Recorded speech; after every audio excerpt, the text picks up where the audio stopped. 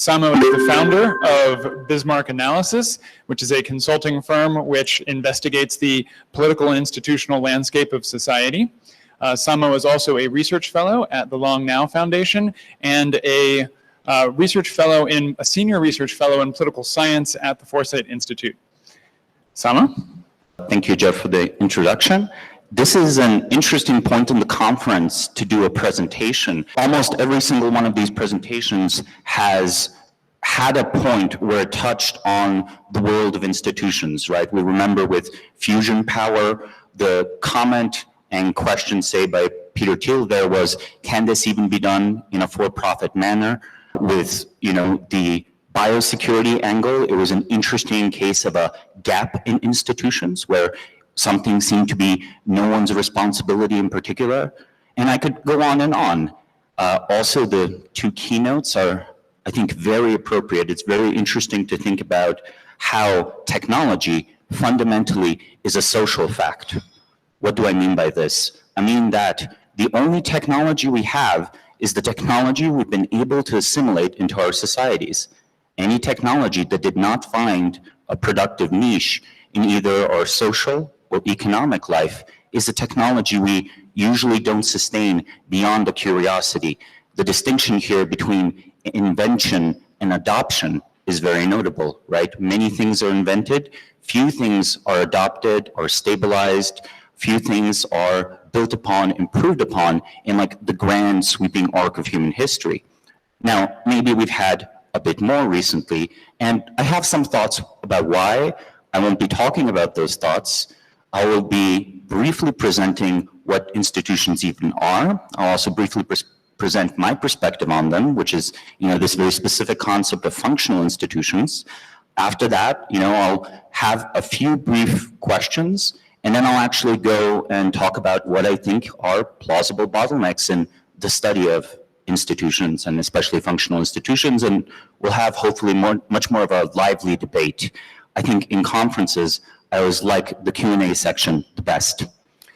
Now, institutions are these kind of vague words. I feel they've become sort of a meme. 5 years ago when I talked about it in Silicon Valley, it was still kind of a fresh word. Now everyone talks about it. They don't necessarily have a strong meaning attached to it. A definition we could think of is that a society or organization funded for a purpose, like that's an institution. What might that be, right? That might be a university, a company, a nonprofit. Companies are, not necessarily for profit as well, etc.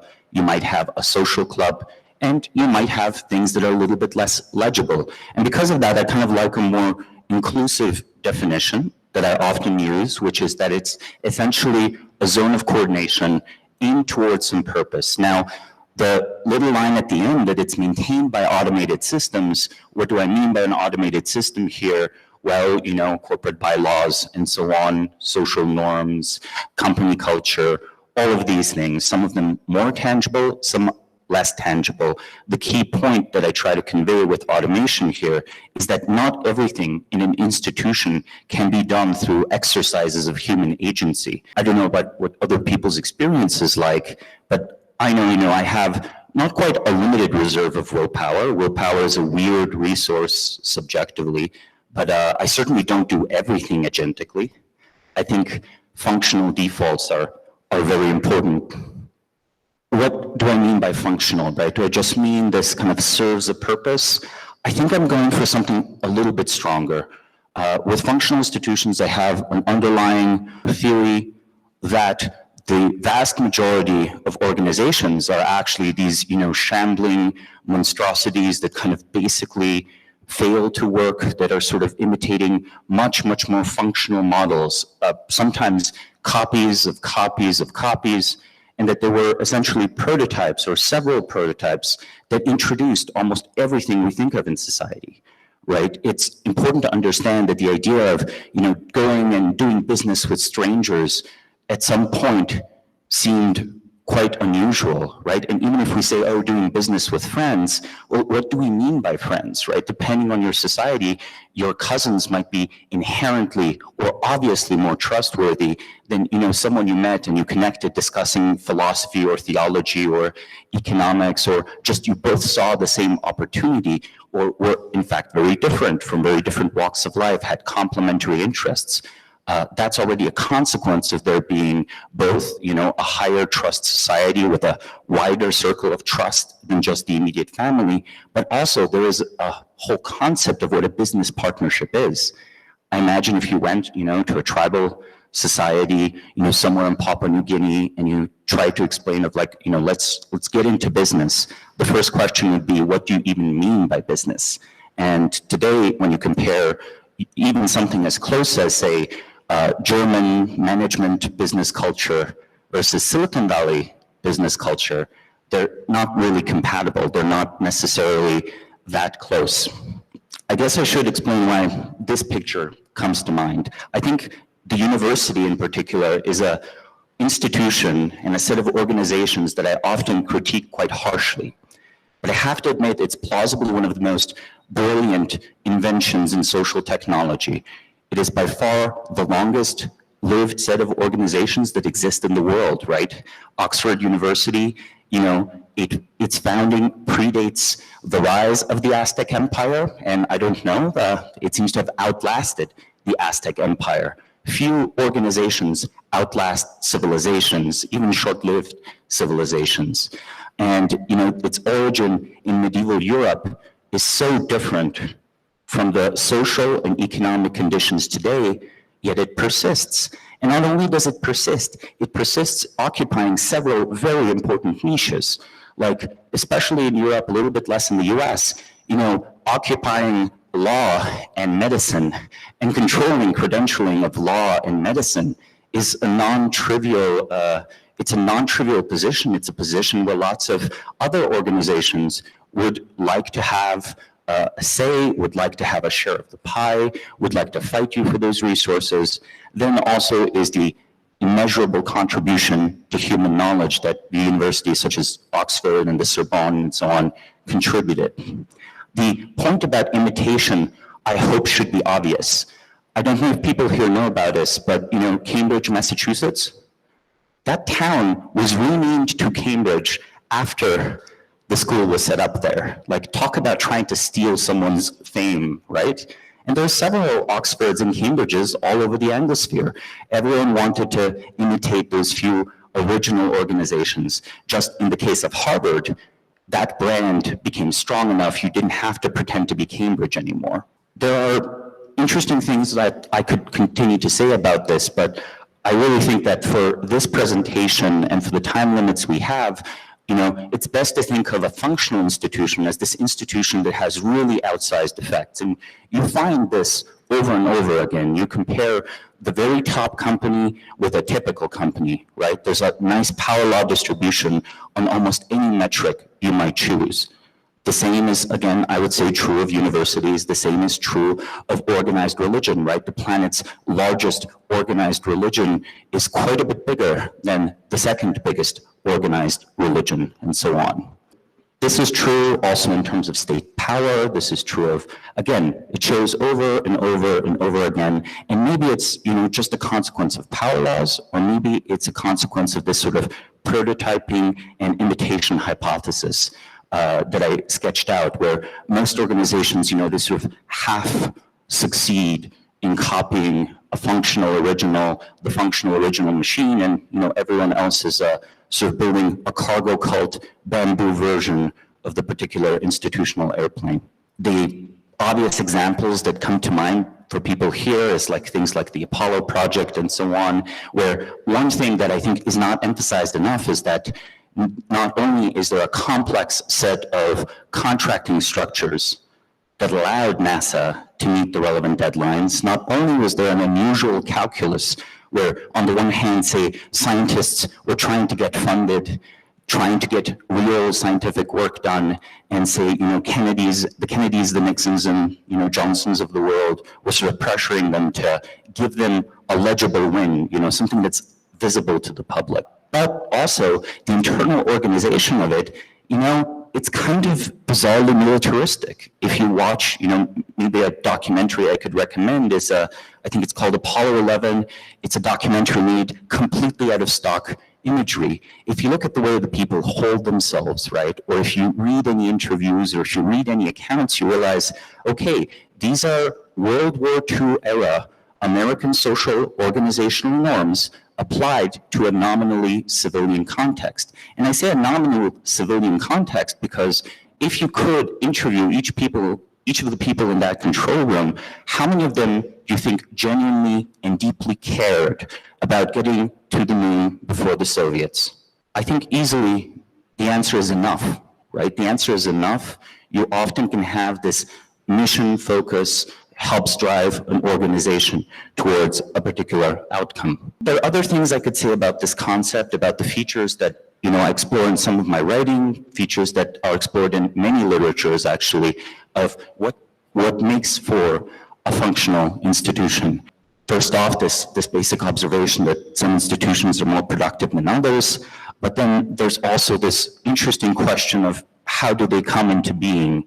And here I have what again, perhaps is not that controversial a statement in this room, but if you take it seriously enough, it really starts to refactor the way you view the world. It's, the view that such complex machinery does not arise simply out of chance or evolution, but is the product of design, partially because you see these immense jumps in organizational and social complexity, that there's like a founder origin. Another interesting one is that institutions reliably decay over time, and I'm going to briefly touch on why.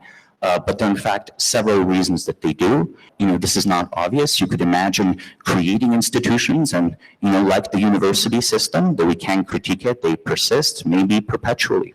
That would be a very different social world. It actually requires explanations why a design, once implemented and built in, out of the material of human beings, why that, decays, fails, falls off its mission, and so on.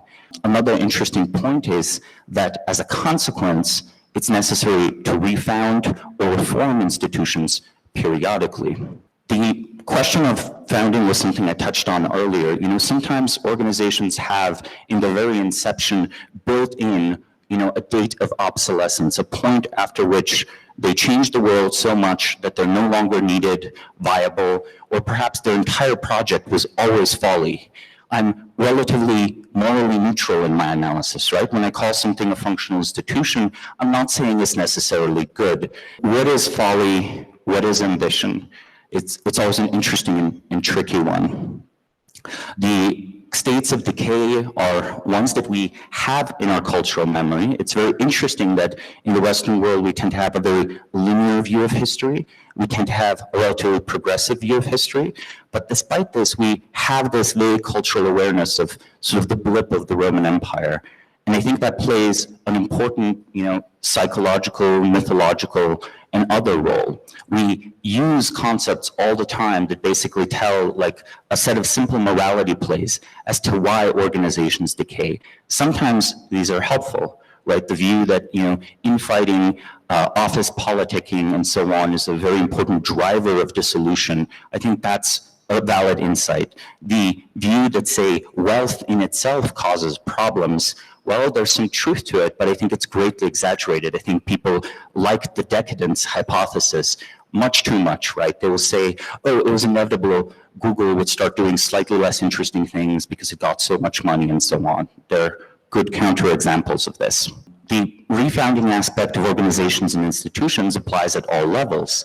If circumstances change, especially technological circumstances, you might have to rethink rather significant things about your society and about technology in your society. The Meiji Restoration in the 19th century is an interesting example where you have an essentially feudal society that at one point chose, and quite consciously chose, to abolish the use of firearms just a few centuries earlier, where firearm-based warfare helps unify the country, helps produce a state reform that moves it away from a more unstable feudalism to a more stable feudalism. And of course, the exposure to the United States with a superior technological base results in some revisions to the society, right? And there are societies that fail this, and Japan is interesting because it succeeds in reimagining itself. But this reimagining, it went step by step. It went through, again, a conscious effort to learn how Western militaries work, up to the point of adopting Western-style militaries and military uniforms and drills, things that might seem purely aesthetic or arbitrary choices. Additionally, there's also the question of why does Japan develop slightly differently financially and so on?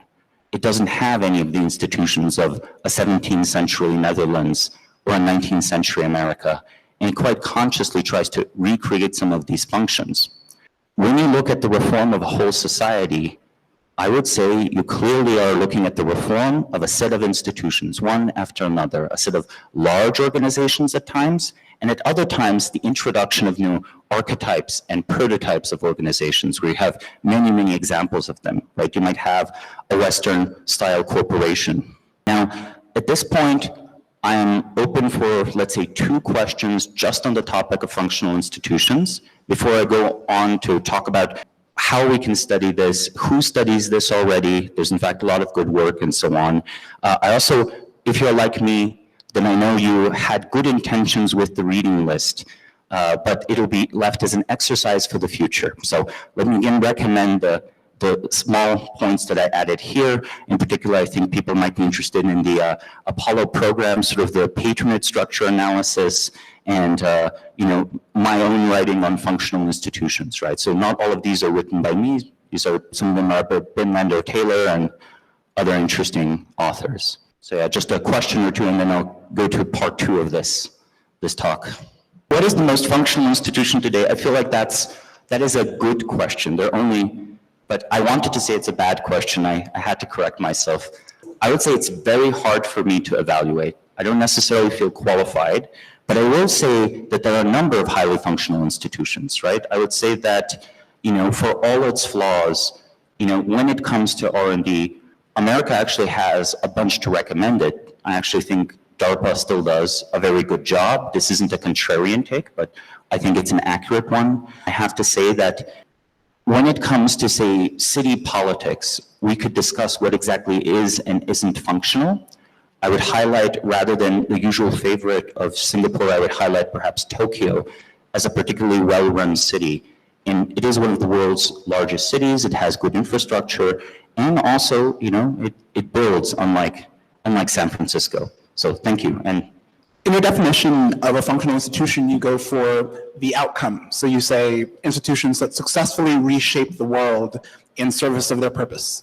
And if you were instead to look at the process or the sort of internal workings of the institution to create a different definition of functional institution, what dynamics or processes internally would you point to, assuming you could not look at their outcomes? I sketched out a few of them earlier, and I could say a few more. Like I tend to think that creators of organizations should really shepherd them until it's a mature prototype, even if that involves some intermediate failure and experimentation. I tend to think that human judgment outperforms excessively automated systems. I tend to think that when it comes to transmission of knowledge, one-on-one work is best.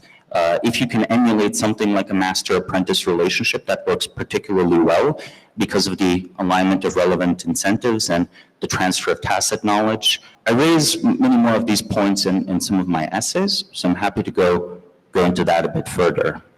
Okay, one more question. Why is Oxford such a functional institution? I mean, I went there and everything I've experienced just seems like counter. I mean, it does persist, but I have no explanation for why. Well, I think one important thing is you should realize is perhaps if there was, no Oxford, no Sorbonne, and so on, a rather middle-of-the-road normal academic experience just wouldn't exist. I think there's certainly possibilities of having societies with really different institutions of higher learning or no institution of higher learning. It possibly doesn't live up to its reputation because the reputation is a product of many, many centuries of accumulation, right? To use a different example again, Harvard and Yale, right? They start building their reputations as divinity schools, proving Jesus exists. And of course now, many people, in the early 2000s made their intellectual careers by going around being like, Jesus doesn't exist. The interesting part about this is you can completely change the rationale for the prestige, legitimacy, reputation of an organization, yet the reputation transfers. It's kind of bizarre, right? We could easily imagine that we had social intuitions where if an organization changed its purpose, you would kind of lose respect for it and you would just treat it as a completely new thing.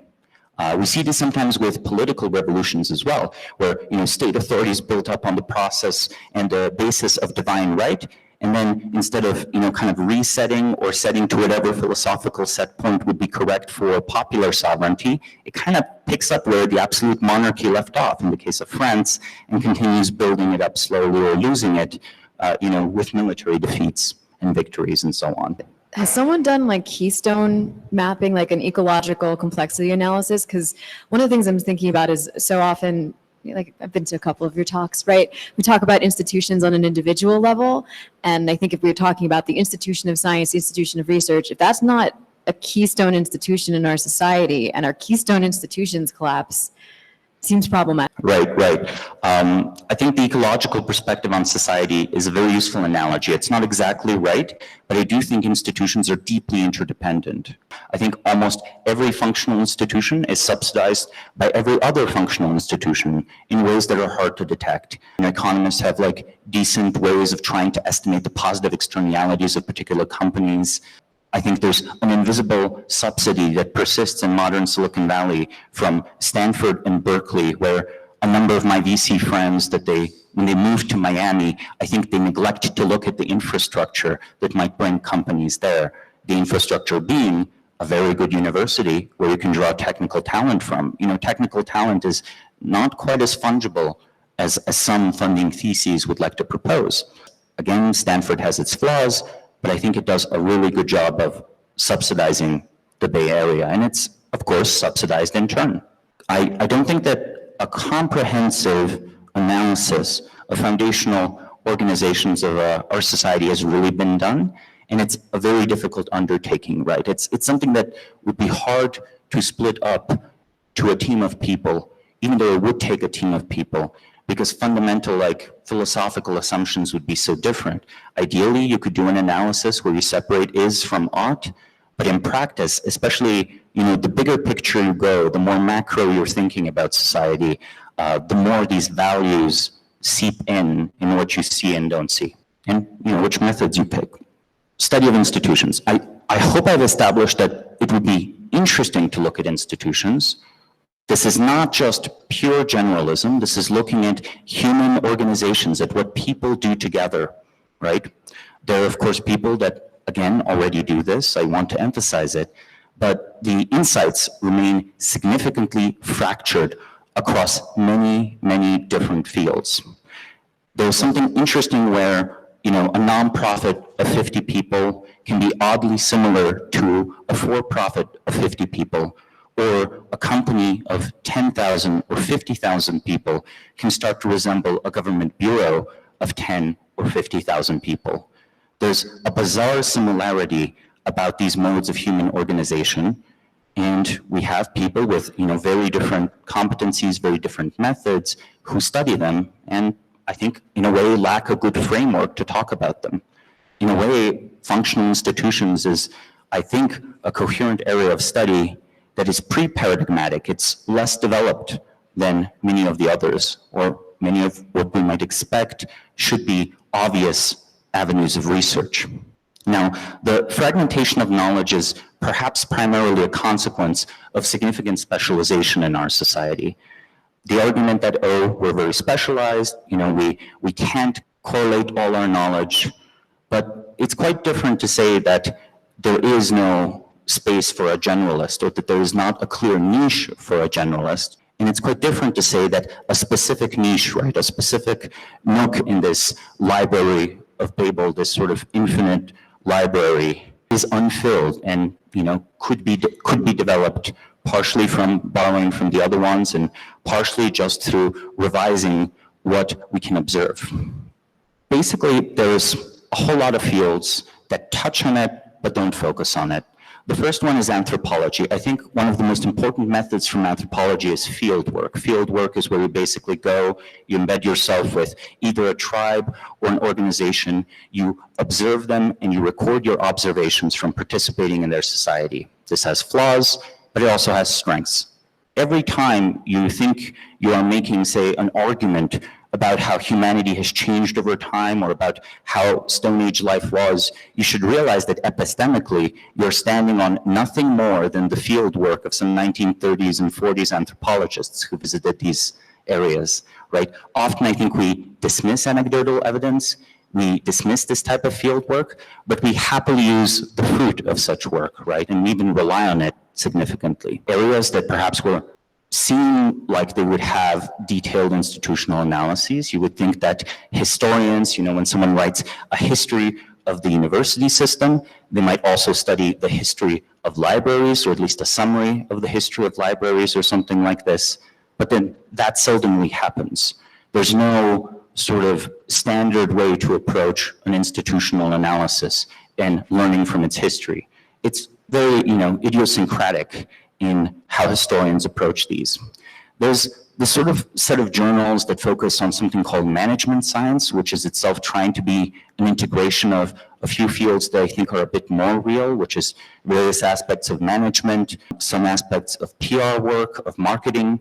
It might sound odd to talk about marketing and PR work as methods of studying society and institutions, but obviously they are. Part of your job is to position your own organization or your client's organization with regard to the rest of society. If you're effective at it, clearly you know something about your organization and about the rest of society, even if you don't write an academic paper about it. And that's part of what I want to emphasize here. The body of knowledge that can be drawn upon, that could be integrated into a coherent literature, isn't just pillaging the other libraries, right? It involves doing completely different practical kind of field work. One of the areas of insight where I think we actually learned a whole lot is the culture of startups in Silicon Valley. I think we, as a civilization and as a society, learned new things about very, very small teams working together very, very closely to do something that isn't always understood by others in society. I think we gained a new archetype and a new way of approaching things. As big a change as, say, the introduction of military ranks and drill would have been in Meiji Restoration Japan. So, the people who work with startups, I think, have things to contribute, have relevant thinking on this.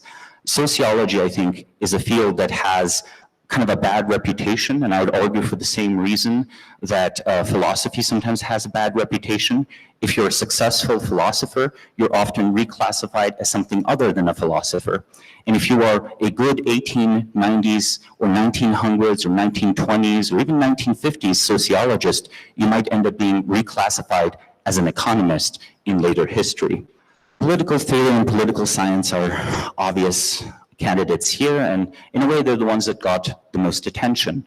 I think they got the most attention in a way that perhaps caused people to believe that government is more exceptional and different and unique in terms of how we should think about human organizations. But I think often the best way to think of government institutions is that they are just very similar entities to all the other ones we might see. But still, political theory, political science do have important insight about organizations at different scales. We could go further. We could, mention progress studies as, I think, a new field that has come into being. But I think, that's something others should present on. I'm going to touch on economics because it's such a rich family of fields. I think just mentioning and recommending some authors here might be useful. Of course, there are other presentations on economics. I think there's some excellent, world-class experts on this field and this set of fields in this room. But I always found particular value in the so-called historical school of economics.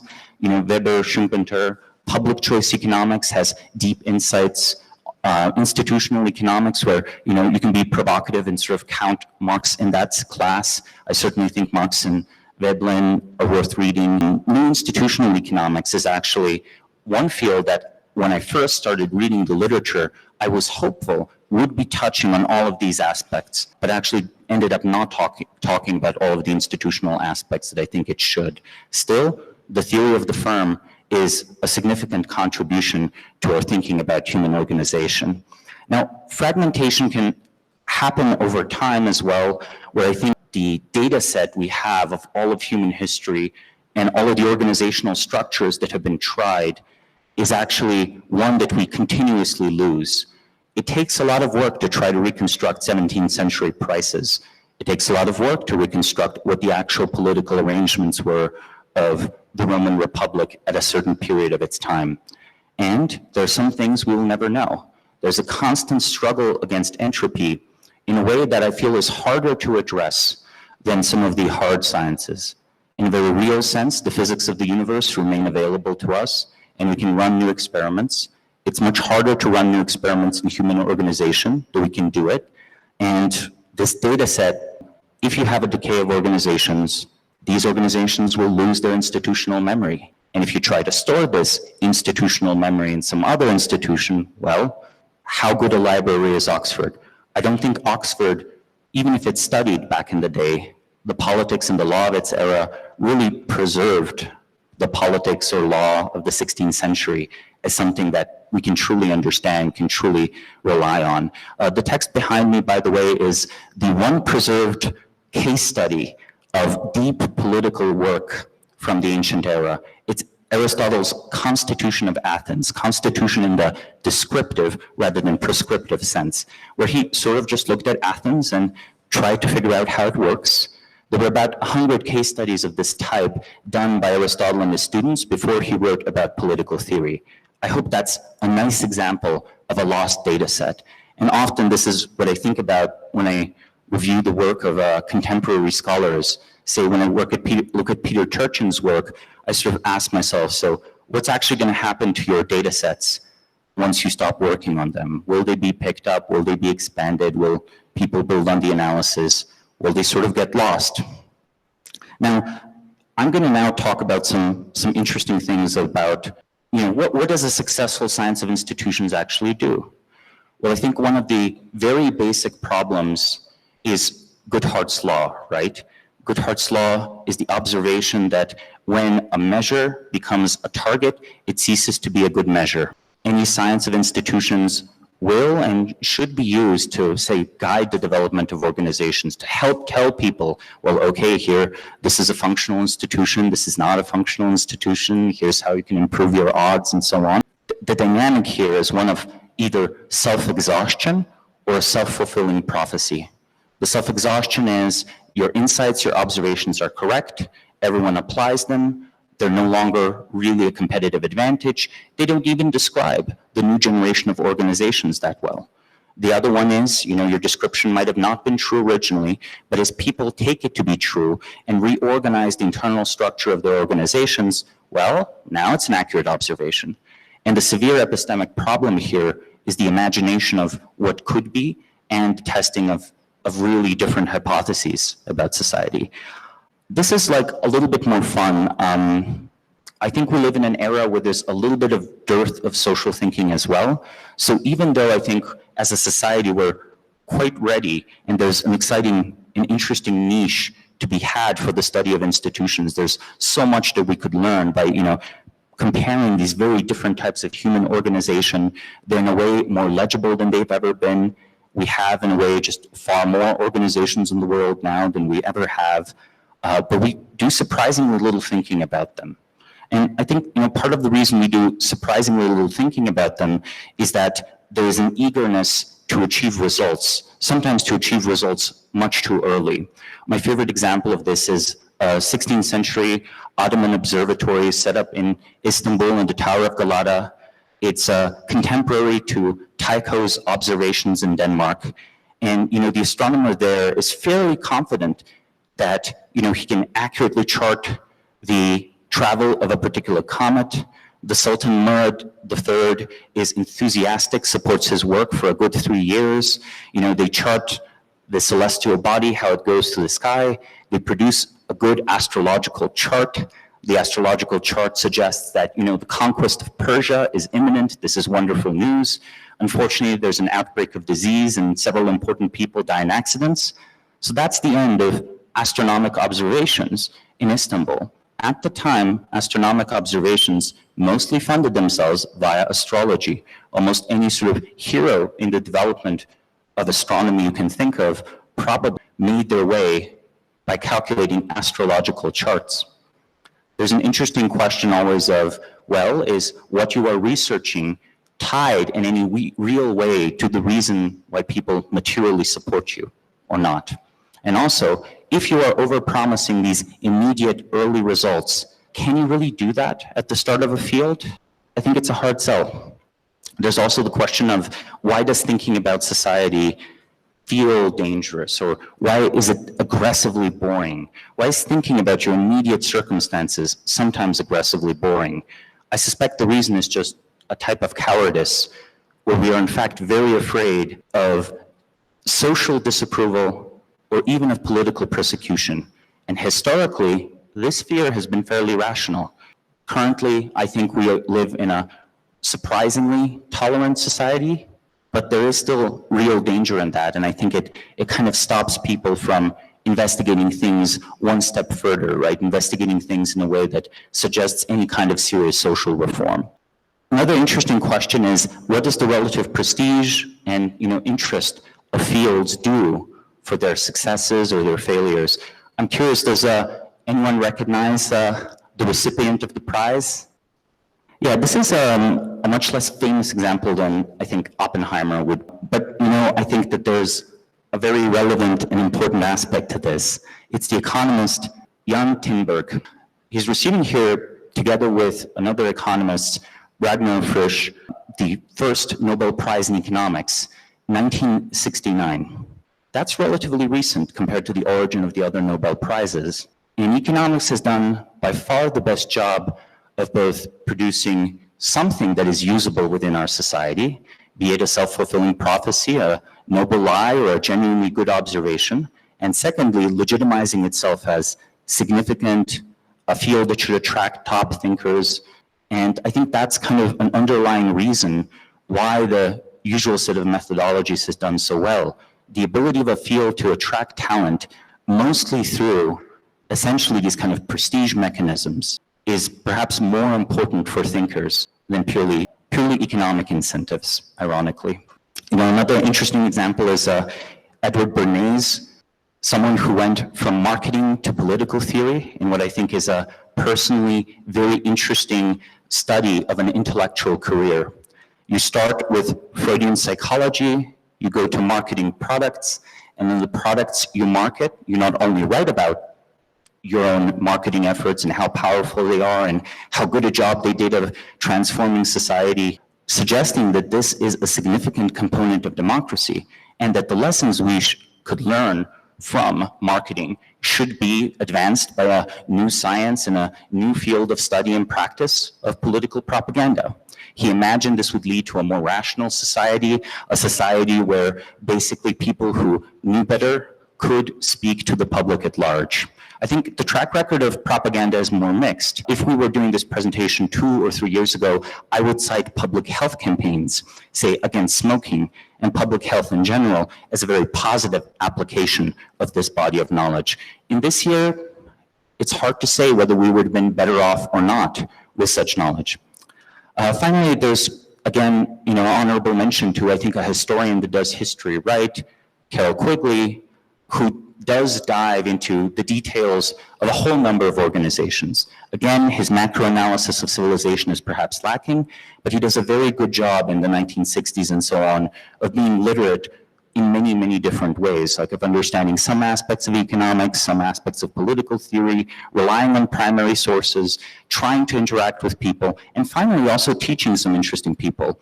It might not be known here, but he was the intellectual mentor of Bill Clinton. And things are always a little bit overdetermined in people's life choices. But I will say, Bill Clinton's general approach to politics and his approach to, say, networking, building, these connected scenes of people pretty much matches Carol Quigley's theories of elites and elite formation and elite transformation. The challenge I would give everyone here is to consider whether you yourself have notable or interesting observations about society, and not just society, much more specifically, a concrete institution you know very well. And are these insights that are perhaps not obvious to others? If that's the case, I really do encourage you to speak about it, to write about it, but I also encourage you to start reading and thinking and conversing with others about their own experience in their institutions. The most productive aspect of organizational growth often comes from this hybridization and cross-pollination. And yes, when appropriate, imitation. Okay, thank you. This is the question section. In some sense, you talked about the strengths of institutions in terms of their survivability and sort of persistence power. And then on a different dimension, it felt like we were talking about sort of the strength of the soul of the institution from a functional perspective. And I guess what I'm wondering is who, if anyone, actually measures and tracks that, and how for institutions today? The soul of an institution? Mm-hmm. That's a very good question. I mean, what measures do we have? I mean, you see companies or even universities, and the question is the question you asked: how many people in this institution are aligned on an objective function and really committed to it in a personal way, right? There's an indicator of that, and yet I find myself wondering, how is it measured? How do we evaluate it? Who does that, if anyone? And do we even care? Do you feel that if you walked into a room or saw them at work, you would know? You personally? Yes. Well, okay, interesting. Then maybe the answer is you. Maybe you should pursue a career in investments if the soul of a company is relevant. But I think that there is something we can see just by observing. I think we sometimes underestimate these sort of very mammalian instincts we have. Human sociality is very, very old. We've been a social species for basically several million years at this point. Small group collaboration is something we've developed some interesting intuitions. Some of it's cultural legacy, I'm sure, but some of it's quite ingrained. And there's a way in which I think that the very best observers of the souls of institutions have what's described as a very, very educated intuition. Like an educated guess isn't the right term. It's sort of like an educated understanding of what your gut feeling is telling you, together with other facts. It seems like there's a very strong economic and otherwise incentive for a lot of different people to study institutions. Like the people designing the institutions themselves have a sort of extreme interest in the success of their institution, frequently in Or so they claim. Well, at least the ones who are building them are putting in a lot of effort. And so my question is, how many institution founders study how functional institutions work, and if there are if a very small number do, why? And if a large number do, then why don't we learn from them? I was taking that as implicit, that it would be obviously valuable to understand how to make institutions that, change the world, that last for a very long time. But I think part of it is a learned helplessness. There's a belief that there is no subject of study. There's nothing really to learn. There's only my immediate circumstances. And, I'm just doing what every other reasonable person does. But, the thought experiment should be revealing that doing what every other reasonable person does is often very much determined by our social environment and by the sort of views that we have in society. I think the reason they don't study it, despite the massive economic incentive, is that they don't know how. They sometimes don't believe there is something that can be known. And also, finally, I think that they're vaguely terrified of maybe I'll get wrong answers about how the world works, socially wrong, not epistemically wrong. It's much, much better to sort of be able to, honestly believe that you work at a remarkable company than to maybe correctly identify that it's a failing company or a stagnating company, right? It's personally troubling. It kind of seems like a functional institution is something that persists for a very long time. But it also seems like maybe some institutions should have specific timelines. You mentioned this briefly, right? So let's take FAST grants versus the NIH. They both funded a bunch of research. Which one is more functional? One certainly funded a bunch of research much faster than the other one. But was the purpose to fund a bunch of COVID research fast? Is it entirely successful there and should shut down? Versus taking over a different niche. So I guess I'm just asking, how do you think about both the outcome and the sort of sustainability of the institution in terms of defining functional? It depends on what you're trying to do with it, right? If you're trying to preserve, like, the sum total of human knowledge, then maybe longevity is a good idea, because otherwise, any mathematics proofs that you make will be completely obscure or irrelevant or improperly indexed just a few centuries later. You do occasionally lose mathematics, right? So often I am very delighted when a mathematician says that they're seeking immortality, and then I ask them, well, how many ancient Greek mathematicians do you know? If they're good, they actually understand the immense debt modern mathematics has to Euclid. We were still mining insights out of Euclid's basically introductory textbooks in the 19th century. So yeah, for some things you want very long-lived organizations, and for others, I don't think that's the case, especially since in some places the decay function is much, much faster. It's no surprise that the political theories that Western civilization likes to rely on imply that there should be significant reform. It's also interesting to interrogate, say, the concept of a revolution.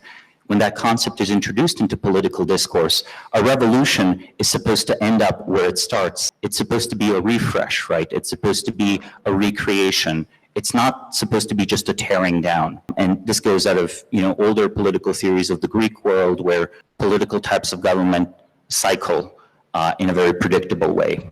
So I think the answer is yeah, planned obsolescence is good, especially if the organization achieves its objective during the course of its life. Some things only need to be done once. Arguably, say, building the Suez Canal or building the Panama Canal was clearly something that was very much worthwhile, only needed to be done once.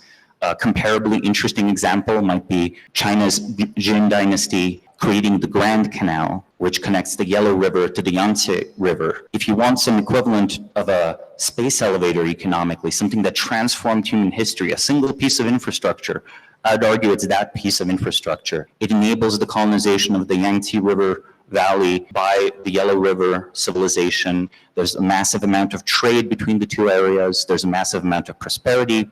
However, the Jin Dynasty kind of bankrupts itself trying to make it. Was that a foolish dynasty? Was that a bad dynasty? I mean, was that a functional dynasty? I think in some ways, clearly it wasn't functional, but I have to say, completing such a project, I think it's quite worth it if they consider themselves heirs and building towards a larger Chinese civilization rather than just their own particular dynasty. They took the correct course of action for the long run, not the short run, even though they were a short-lived dynasty, like I think 60 or 70 years only. That's time. Thank you, Samo. Thank you.